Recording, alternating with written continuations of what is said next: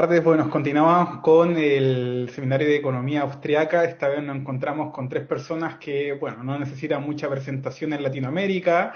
Mamela Fiallo, Vanessa Vallejo y Agustín Laje.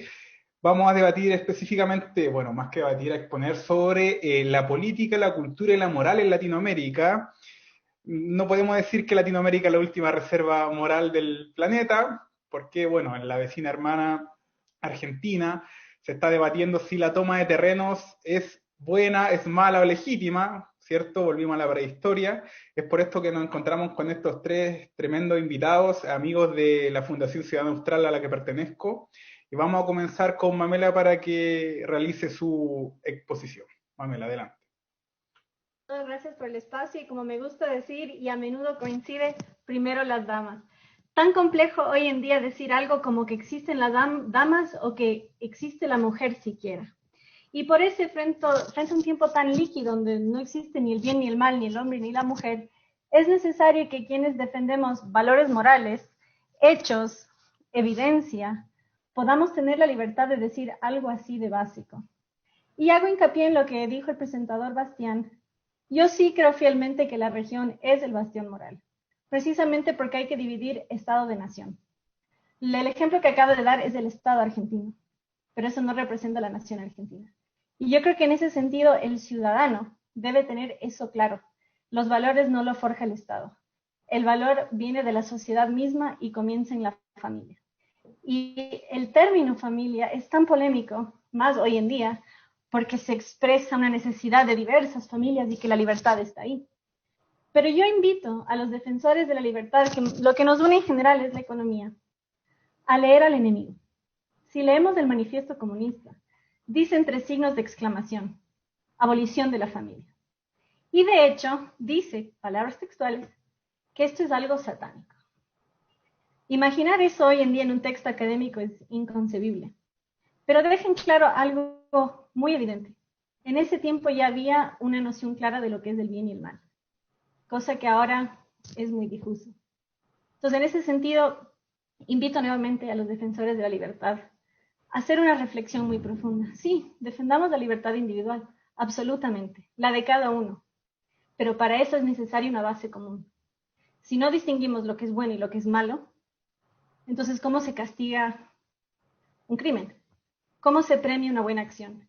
Y tristemente vemos, gracias a la socialdemocracia, al sistema imperante, que se castiga al que produce y se premia al ocioso, precisamente porque vivimos en una época de antivalores. Y por eso, si nosotros conocemos un sistema económico que sirve dentro de parámetros morales, ¿por qué no extenderlo a los demás aspectos de la vida? Así que me permito citar a Hazlitt. Él decía que la libertad es la base esencial de la moralidad y que la moralidad solo puede existir en una sociedad libre y en la medida que existe la libertad. Porque solo en la medida que los hombres tienen el poder de elegir, se puede elegir el bien. Entonces es súper importante. Yo tengo discusiones a menudo que me dicen, no, pero es que la moral es individual. Ok, sí tenemos la base de la teoría subjetiva del valor. Todos damos distinto valor a las cosas. Pero si no tenemos un consenso moral, reitero nuevamente, de lo que es bueno y lo que es malo, entonces realmente ¿a qué premiamos? Creo que la mayor manifestación de esto difuso y de cómo la teoría subjetiva del valor llega a un nivel risible sería, por ejemplo, en el arte postmoderno. Tal es así que han habido varias muestras donde la señora de la limpieza barre una obra de arte, precisamente porque no hay ya noción de lo que es bello. Y el bello históricamente era el reflejo de la naturaleza y la exaltación o el intento de honrar a lo divino.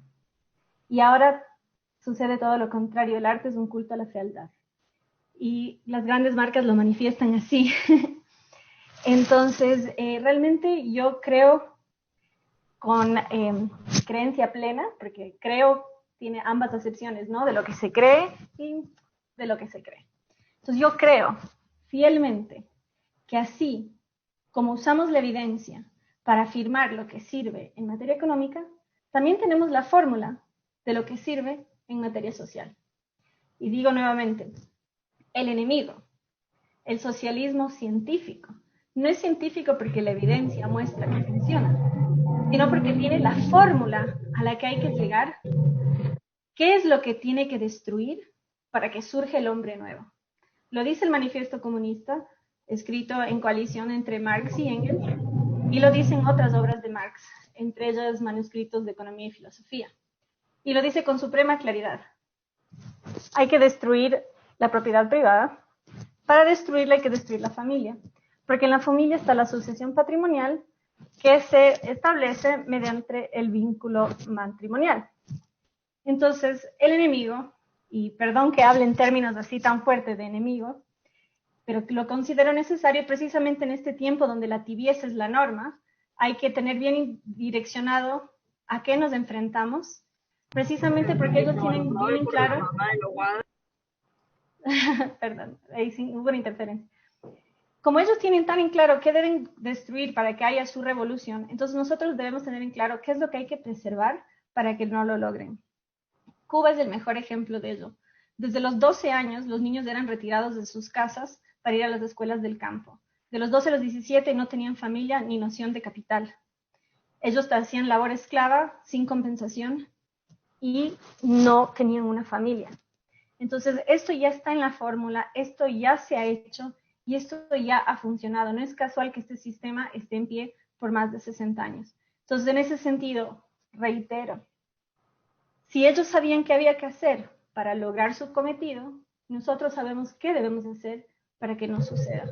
Y algo muy importante, en el origen del Estado, la familia y la propiedad privada de Engels, establece muy en claro que la civilización naciente va de la mano con la monogamia. ¿Por qué? Porque es del pensamiento de largo plazo. Muchas veces capitalismo y consumismo se confunden, cuando la base del capitalismo es el ahorro, el largo plazo.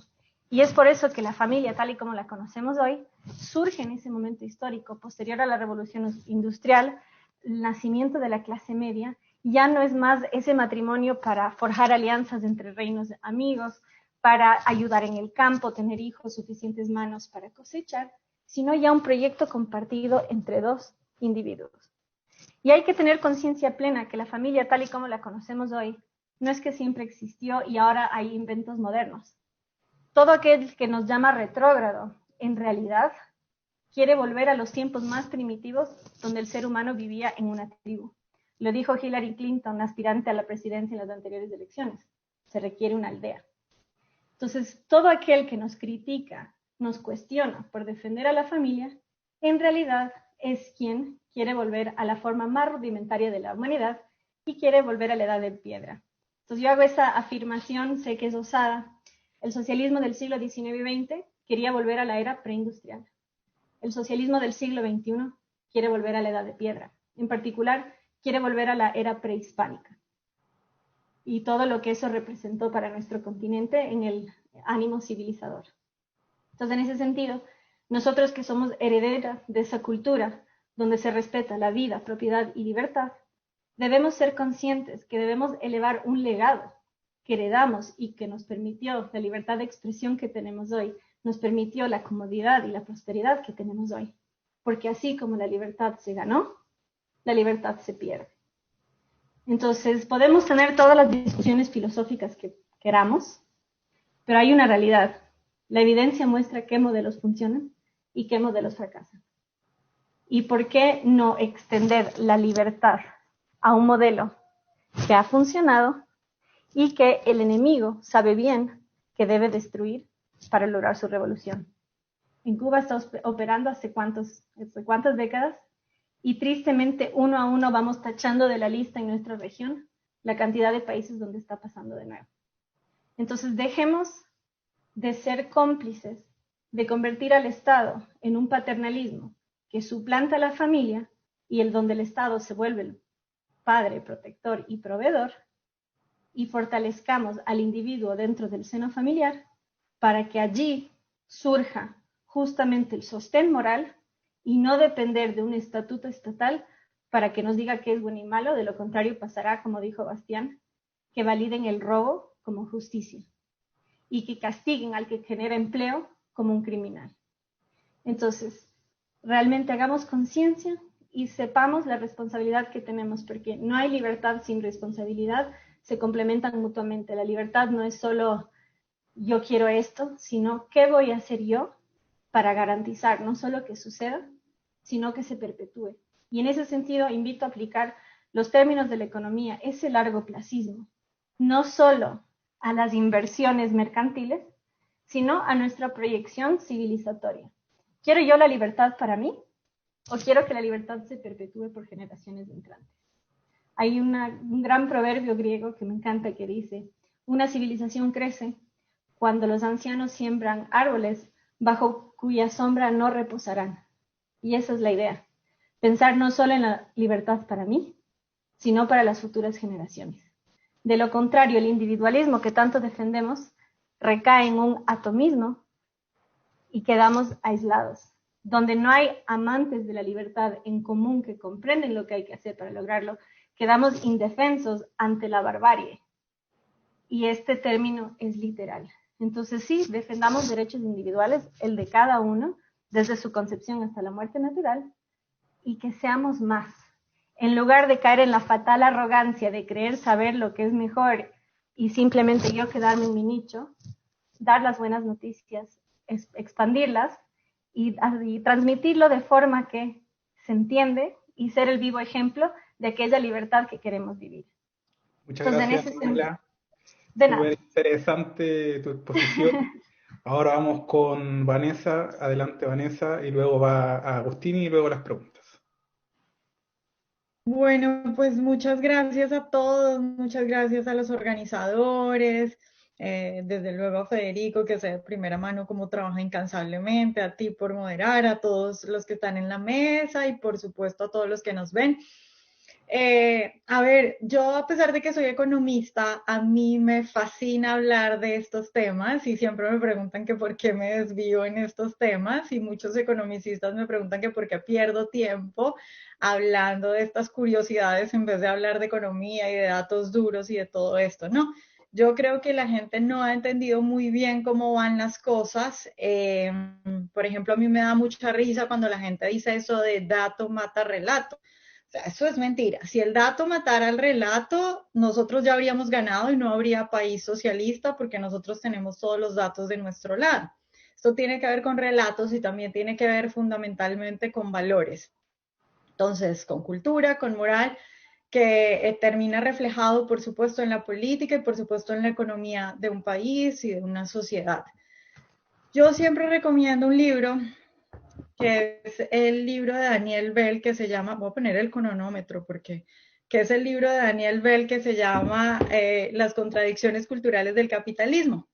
Ese libro a mí me gusta mucho porque él hace, digamos, un recorrido por la historia de cómo la sociedad va pasando de ser una sociedad con valores conservadores y con esfuerzo y una sociedad que premia al que trabaja duro y el trabajo dignifica al hombre y todas estas cosas de estos valores que enseñaban las religiones, a ser una sociedad que cree que lo bueno es estar todo el día tirado al lado de una piscina y que creen que los billetes caen de los árboles y que no hay que trabajar, ¿no?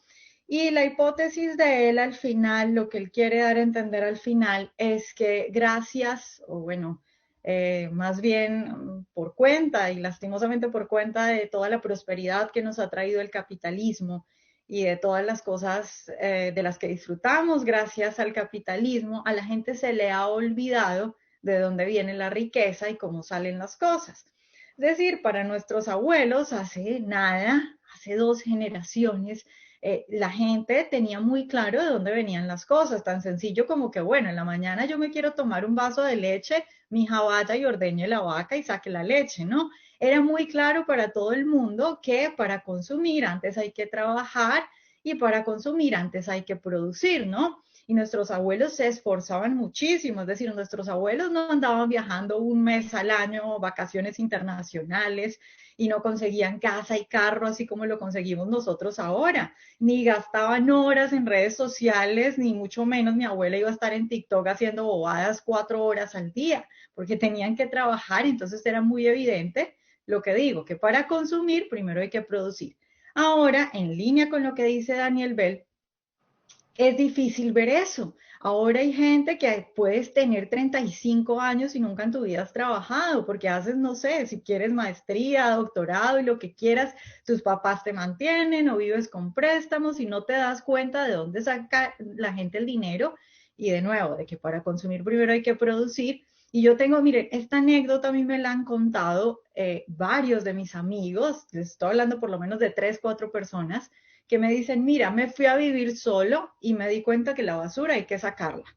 Es decir, claro, en la casa uno bota la basura, tiene basura y la bota al tarro y tus papás, no sé, una vez a la semana, cuando pasa el carro de basura, la sacan. Cuando ellos se van a vivir solos, se les pudre la basura, empieza a oler feo, hay gusanos y se dan cuenta que la basura hay que sacarla. Así hay mucha gente que hasta muy tarde se da cuenta cómo funcionan las cosas. Entonces, claro, tienes toda esta gente, muchos de ellos, gente dedicada a estudiar en prestigiosas universidades, incluso los que hacen la política del mundo y todas estas cosas diciendo qué bueno que si alguien tiene muchas casas, ¿por qué no le quitamos unas pocas casas a esta persona y se las damos a aquel que no tiene casa, ¿no? Y no entienden lo que hay detrás de eso. Es decir, si a ellos les hubiera tocado como a nuestros abuelos, entenderían que eso es tipo de decir, bueno, esa persona se levantó a las 4 de la mañana a ordeñar la vaca, entonces llenó no sé cuántos galones de leche, pero hay uno por allá perezoso que se quedó dormido y no hizo nada, pero quiere leche, entonces quitémosle la leche al que se levantó a las 4 de la mañana a ordeñar y démosela al perezoso porque este no tiene leche, que por supuesto es una cosa completamente injusta, pero además completamente perjudicial para la economía. Entonces, esta hipótesis de Daniel Bell es muy importante y es muy interesante porque nos enfoca en este problema de que la gente no entiende de dónde viene la prosperidad, de dónde viene la riqueza, y tienes gente diciendo cosas ridículas, como por ejemplo abiertamente personas en el gobierno español diciendo que hay que imprimir billetes y que mientras que uno pueda imprimir billetes nunca habrá pobreza. O sea, así de ridículos son. Entonces, es fundamental recordarle a la gente, esto no es una crítica al capitalismo, que quede claro, me toca dejarlo claro, porque hay gente que cree que yo estoy criticando la prosperidad y que podamos conseguir tantas cosas tan rápido y todo eso, que porque entonces eso nos hace unos perezosos que no queremos trabajar. No, no, no. Y tampoco la intención de Bell era esa. Es muy bueno que tengamos todo eso, pero sí nos toca recordarle a la gente, recordarle a los jóvenes y sobre todo educar desde chiquitos a las personas, a los niños, diciéndoles, para consumir, primero tienes que producir, y todo esto, desde luego que pasa por una cuestión de educación en valores, ¿no?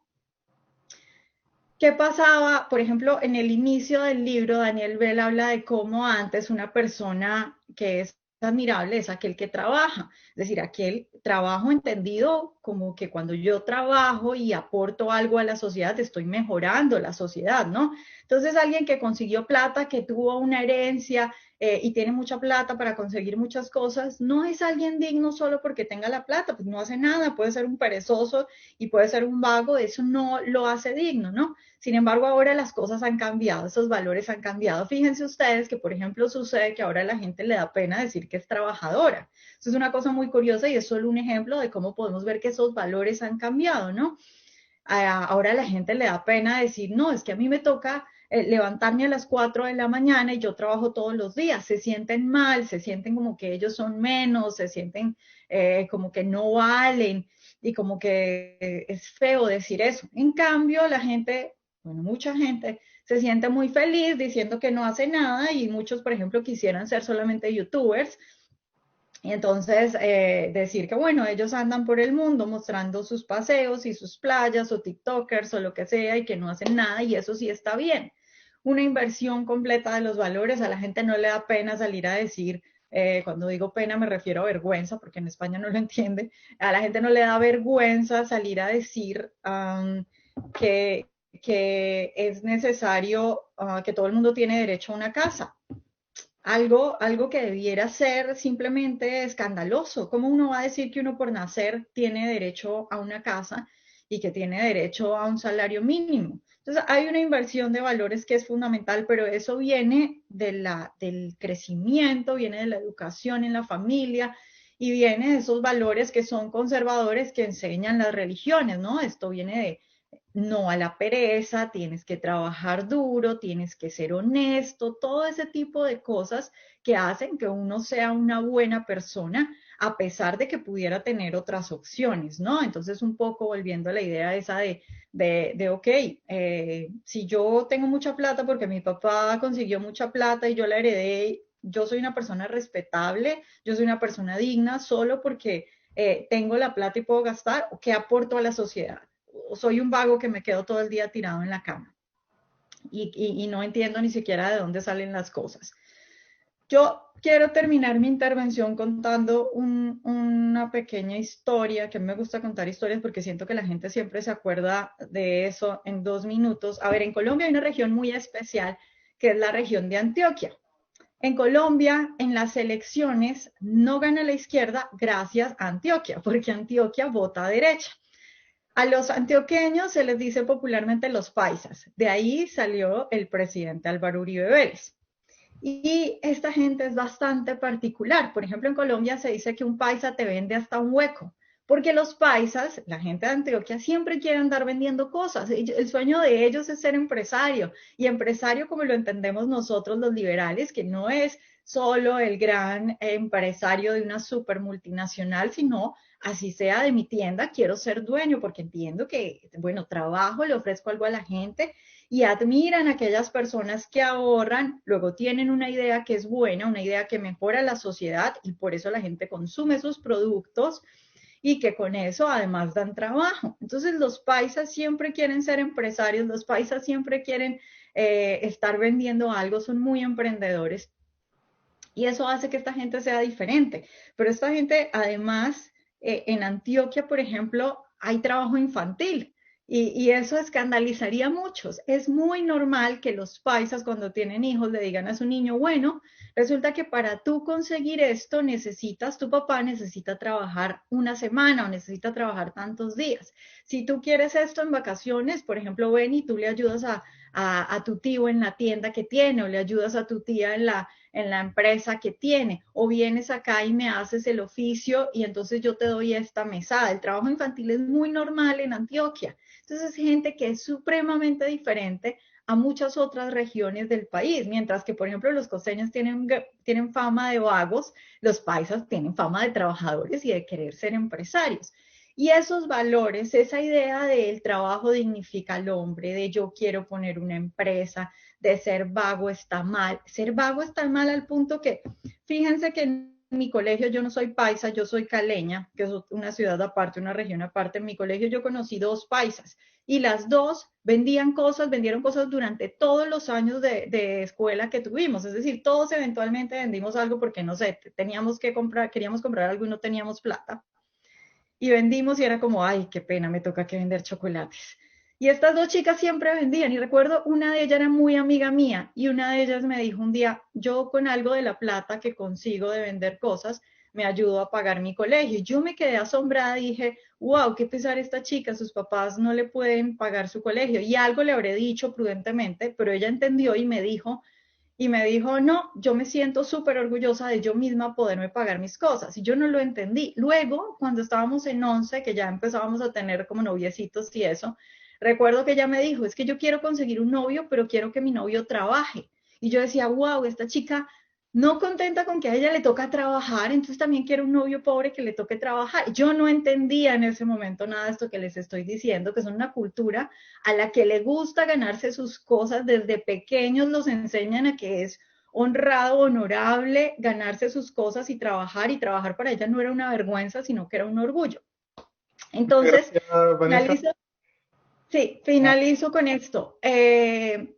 A los paisas que votan tanto derecha, no es que desde chiquitos les digan izquierda es esto, izquierda malo, derecha bueno, derecha es esto, no. Es que los crían con una serie de valores fundamentales que son esos valores conservadores que muchos libertarios dicen que no funcionan y que no sirven para nada. Y eso hace que esta gente sea diferente en su vida y también en cómo votan. Muchas gracias, Vanessa, muy interesante. Y lamentablemente aquellos vagos, lo mejor que saben hacer en la mayoría del tiempo es destruir. Es muy fácil destruir y muy difícil construir. Así que vamos con Agustín y luego con las preguntas. Agustín, adelante. Bueno, muy buenas tardes, gracias a todos, ante todo, a la gente que está mirando esto y a los anfitriones del evento por haberme tenido en cuenta. Disculpas anticipadas por mi voz, estoy dando muchas conferencias todos los días y ya me está afectando al habla. Yo, digamos, quiero celebrar ante todo que se pueda poner en la mesa una discusión sobre moral en el marco de un congreso de economía, pero que no es de cualquier economía, sino que es de economía austríaca. Y la Escuela Austríaca de Economía, como saben muy bien aquellos que la estudian, tiene una profunda raíz humanista, es decir, ni Hayek, ni Mises, ni toda esta gente eran simplemente economistas, sino que eran economistas muy raros. Eran economistas que además hablaban de filosofía, que además hablaban de sociología, que además hablaban de teoría jurídica, que además hablaban de psicología, de teoría del conocimiento, etcétera, etcétera. Entonces, digamos, yo veo lamentablemente que el liberalismo en América Latina es muy economicista y teniendo semejante tradición de pensamiento detrás, ser economicista debiera ser considerado un pecado, porque al decir de Hayek, digamos, ningún buen economista puede simplemente saber de economía porque si no va a ser un peligro, ¿no? Entonces yo hoy quiero hablar de Hayek justamente, quiero hablar de Hayek y quiero hablar de ese Hayek que va a hablar sobre moral. A mí se me pidió que hable sobre moral en el marco de unas charlas sobre escuela austríaca y entonces digo, bueno, que mejor entonces que repasar al Hayek que habla sobre moral. El Hayek que defiende además la tradición moral, la moral tradicional. Esto es algo que a veces los libertarios no escuchan a menudo, pero bueno, traigo algunas citas del propio Hayek para que podamos entender por dónde va su pensamiento a este respecto y contrastarlo con el constructivismo moral que hoy impera en nuestras sociedades. Primero que nada, para entender lo que, digamos, yo quiero poner sobre la mesa de Hayek, hay que entender que prácticamente todos los libros, toda la obra de Hayek se basa en diferenciar dos paradigmas antitéticos respecto de los hechos sociales. Un paradigma es el del constructivismo paradigma es el del constructivismo racionalista y el otro es el del evolucionismo o el método compositivo, dirá también por allí. Y eso lo vemos muy claramente, incluso de forma explícita, en libros como los que ustedes ven en pantalla, que invito a la gente a que si les interesa este pensador, bueno, acá ya tienen algunos títulos como para tomar nota y poder eventualmente leer.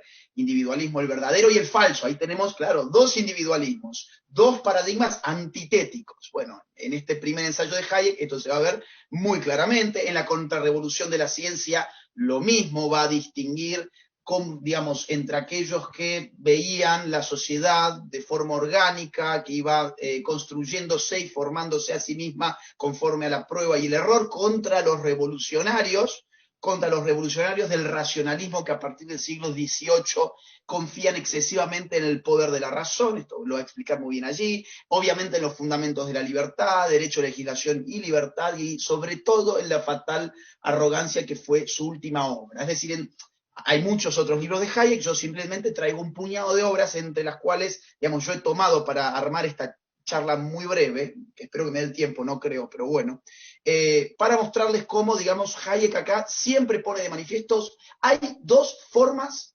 antitéticas de concebir lo social, mediante el racionalismo constructivista por un lado, y por otro lado, el evolucionismo social, que es al cual adhiere el propio Hayek. Entonces, algunas citas de él para poder entender esto. Se han producido dos tradiciones diferentes de la teoría de la libertad, una empírica y carente de sistema, la otra especulativa y racionalista. Hayek está mucho más cerca de los conservadores de lo que él asume en los fundamentos de la libertad. Está tan cerca de los conservadores que gran parte de sus argumentos están basados nada más y nada menos que el padre del conservadurismo moderno, o sea, el irlandés Edmund Burke. La primera, basada en una interpretación de la tradición y las instituciones que habían crecido de modo espontáneo y que solo imperfectamente eran comprendidas. Esto es el evolucionismo, o tradicionalismo en algún sentido también, ¿no?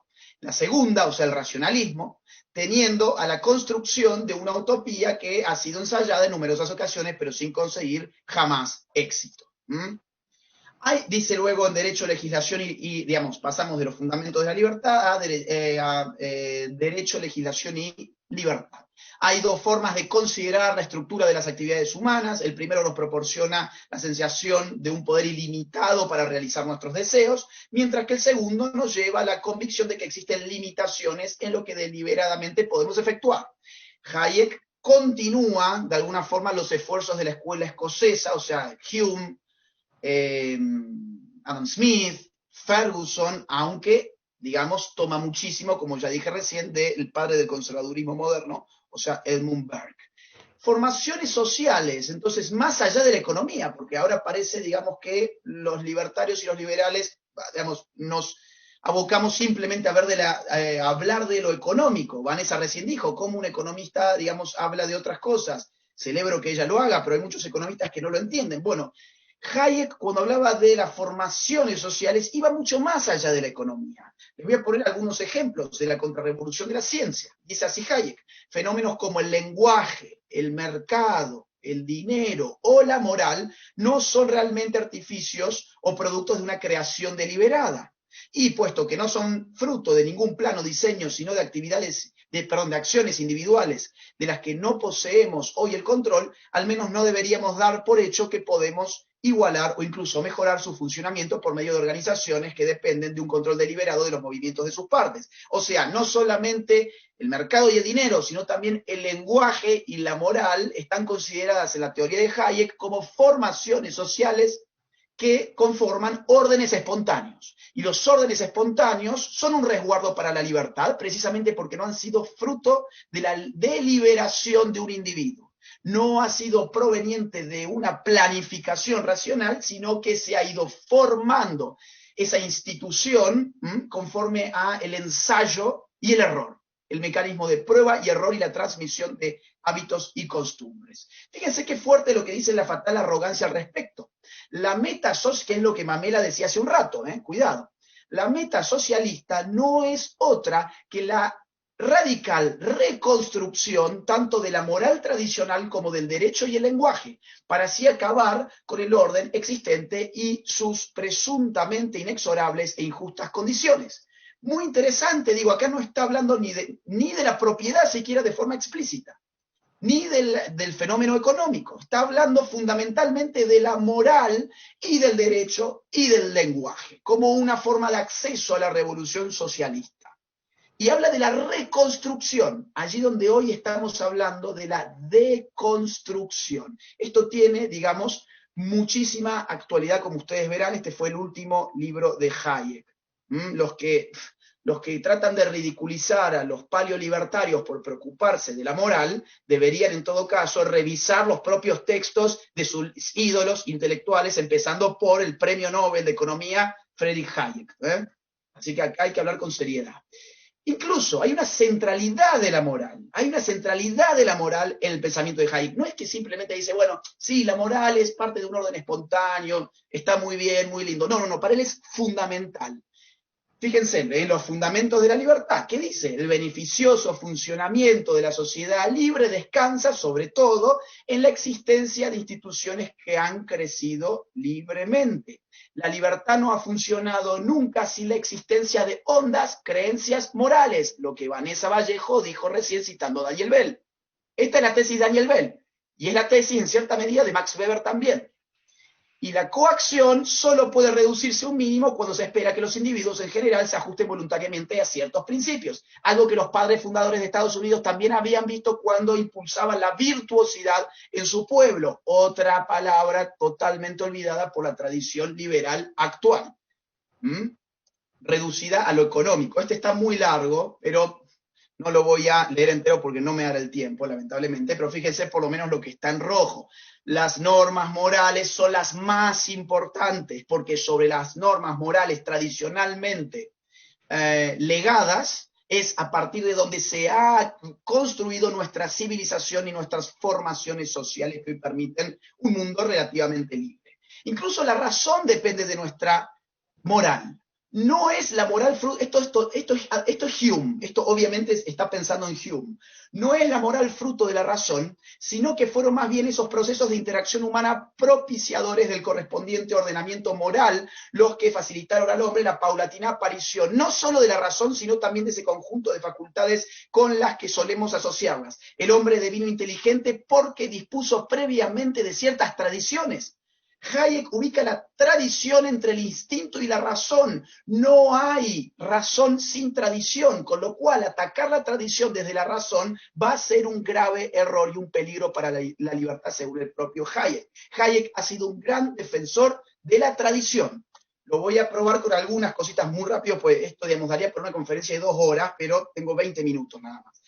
Esta reverencia por lo tradicional, indispensable para el funcionamiento de una sociedad libre, es lo que el tipo de mente racionalista considera inaceptable. Sabemos que Hayek está, como dije al inicio, combatiendo el racionalismo constructivista, que enfrenta lo tradicional a lo cual Hayek viene a defender. Es probable que una próspera sociedad libre sea en gran medida una sociedad de ligaduras tradicionales. En cierta medida es lo que va a decir Daniel Bell en las contradicciones culturales del capitalismo, citado por Vanessa. Ejemplos actuales, para no irme tanto con el tiempo y pido perdón, si es que no llego a darlos todos. Ejemplos actuales de constructivismo moral. Hoy, llamativamente, cuando más están haciendo ingeniería moral, yo veo un libertarismo ajeno a estas discusiones. Yo no entiendo por qué no nos metemos en estas discusiones si tenemos una batería intelectual enorme de grandes pensadores como Hayek como para poder hacer frente a esto. Y yo di solamente un salpicado de toda la riqueza que tiene Hayek, pues no tengo tiempo de más. Pero digo, ¿por qué estamos ajenos de esto que enfrentan a la libertad, que revientan la libertad? Fíjense, a ver, cosas muy, muy próximas en el tiempo. Esta tiene 3 días. 2 de octubre de 2020. 3, 4 días tiene esto, nada más. En Rosario ahora hay que hacer un curso de perspectiva de género para sacar la licencia de conducir. O sea, para sacar tu carnet de conducir tenés que ir a que el Estado te moralice en una doctrina particular y particularmente ideológica sobre nuestra sexualidad. Digo, ¿por qué no enfrentamos a ese Estado constructivista de lo moral? ¿O solamente vamos a ver ataques a la libertad cuando ese Estado expropia, cuando se mete con la propiedad privada o cuando sube los impuestos? Cuidado con el economicismo, porque la escuela austríaca es todo menos economicista. Bueno, la paridad de género llega a los directorios de las empresas. O sea, ahora, si yo quiero armar una empresa con un amigo en Argentina, voy a tener que conseguir 2 mujeres más, porque lamentablemente mi amigo tiene pene. Y entonces el Estado quiere que yo tenga paridad de hombres y mujeres. Si somos 2 penes, no vale, necesitamos 2 vaginas para poder constituir nuestra empresa. Ahora, se dan cuenta cómo lo moral, que ya lo veía Hayek, digamos, es una esfera que se confunde muchas veces con lo económico y por lo moral se puede penetrar y condicionar la esfera económica. Esto seguramente todos lo conocen, el programa de la televisión estatal llamado Todes, que viene a reeducarnos a hablar como unos completos imbéciles, o sea, en el mal llamado lenguaje inclusivo, que no incluye absolutamente a nadie y que solamente sirve para enriquecer a personas inútiles como la presentadora de este programa estatizado y estatizante. Ahora, Hayek ya entendía que regular el lenguaje, esto va a estar muy claro en La fatal arrogancia, regular el lenguaje es una misión imposible. El Esperanto ha sido de alguna forma un ejemplo al respecto. Bueno, incluso tenemos periodistas a los cuales se les está obligando a meter especialistas de género en sus respectivos programas. En el caso, este es un caso muy interesante, Babi Checopar. Por orden judicial tiene que meter en su programa especialistas de género. En Canadá se está castigando por la justicia a personas que usen pronombres de género equivocados. En Estados Unidos, en ciertos estados, está pasando exactamente lo mismo. Te multan, en el caso de Estados Unidos, por no usar pronombres de género acertados respecto de la identidad de género de las personas. Fíjense en la famosa educación sexual integral en nuestro país. Miren la última oración de todas. Dice que desde el Estado se apunta a desnaturalizar los modos socioculturales de ser niño y de ser niña, para generar desde la infancia modos de participación más democráticos. No es función del Estado desnaturalizar nada. No es función del Estado moralizar a los niños en doctrinas ideológicas particulares. Y esto puede ser defendido desde Hayek para mantener los principios de una sociedad libre. Lo mismo, por ejemplo, para traerle un ejemplo de otro país, en Costa Rica, se les está enseñando a los niños que la violencia tiene 3 factores. Por un lado, la segregación urbana, por otro lado, el microtráfico de drogas y por otro lado, la masculinidad. Se está adoctrinando a los niños en que la masculinidad es algo tóxico y que está fomentando la violencia en Costa Rica. Esto es una locura. No voy a poner este video porque no me da el tiempo, pero quiero que vean qué decía Hayek sobre la educación. En términos generales, el interés de los mismos niños exige que el cuidado de su bienestar, tanto corporal como mental, corresponda a sus padres o tutores. Yo quiero preguntar, ¿qué dijo el liberalismo en general sobre la avanzada ideológica de la educación sexual integral y sobre cómo se están restringiendo los derechos de los padres a educar a sus propios hijos? ¿O esto no cae dentro de las libertades fundamentales que vamos a defender? Vamos a ver qué dice. Dice esto también. La simple posibilidad de que al instaurar un sistema general de educación controlado por la autoridad, quede la enseñanza elemental a su vez sometida a directrices que determinados teóricos señalan, debería bastar para ponernos en guardia contra los riesgos que entraña someter el sistema educacional a su conjunto a una dirección centralizada. Está clarísimo. Incluso el constructivismo, y ya cierro con esto, pido 2 minutos, 4 minutos más. Constructivismo demográfico. Él también va a hablar en su último libro sobre el peligro del control natal, cuando se ridiculiza a las personas que estamos denunciando la biopolítica consistente en controlar la natalidad en distintos países, que está siendo impulsada desde hace muchas décadas por la ONU. Tenemos que revisar los textos de Hayek o tenemos que ridiculizarlo el propio Hayek. Supongo que muchos no querrán hacer eso. Vamos a ver qué significa esto de constructivismo demográfico muy rápidamente. Fíjense lo que decía el Banco Mundial con Robert McNamara a la cabeza en 1968. El rápido crecimiento demográfico es una de las mayores barreras que obstaculizan el crecimiento económico y el bienestar social de nuestros Estados miembros. Por lo tanto, hay que llevar adelante políticas económicas que en verdad son políticas demográficas y de natalidad. Hay que reducir la natalidad para asegurar el crecimiento económico. Guárdense ese argumento en la cabeza porque ya vamos a ver en instantes qué decía Hayek al respecto. Lyndon Johnson, presidente de los Estados Unidos, $5 invertidos en control natal equivalen a $100 invertidos en crecimiento económico. No tenemos que ayudar a los países pobres a que salgan de la pobreza, sino que tenemos que ayudar a los países pobres a que maten a sus pobres antes de que nazcan, para así ser menos pobres. Eso es lo que estaba diciendo Lyndon Johnson, denunciado en su momento nada más y nada menos que por Eduardo Galeano en ese maldito libro que es Las venas abiertas de América Latina. Ahora, me llama la atención que los zurdos y que los progres hoy totalmente funcionales a esta agenda no recuerden aquel librito de Galeano que tantos orgasmos intelectuales o pseudointelectuales les provocó en su momento. Bueno, no quiero abundar en datos. Acá tenemos las conferencias vinculadas con la ONU, llevadas adelante por los Rockefeller. Tenemos a Richard Nixon diciendo que está impresionado por el panel de las Naciones Unidas y que le pide al secretario de Estado y al administrador de la Agencia para el Desarrollo Internacional dar alta prioridad a la planificación familiar y de población.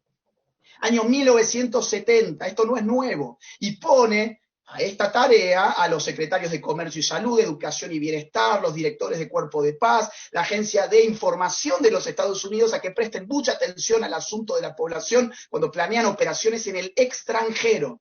Naciones Unidas y sus agencias especializadas y otros cuerpos internacionales deben tomar el liderazgo respondiendo al crecimiento de la población mundial. Bueno, voy a ir rápido porque el informe Kissinger del 10 de diciembre del 74, que llama a los Estados Unidos a liderar el control de la natalidad en los países pobres porque representan 3 problemas: contaminación, exterminio de los recursos naturales por su excesivo consumo y migraciones masivas hacia los países ricos. Entonces Kissinger le pide al gobierno de Estados Unidos que haga algo para limitar la población en los países del tercer mundo. No tengo tiempo para leerlo porque estoy corriendo ya.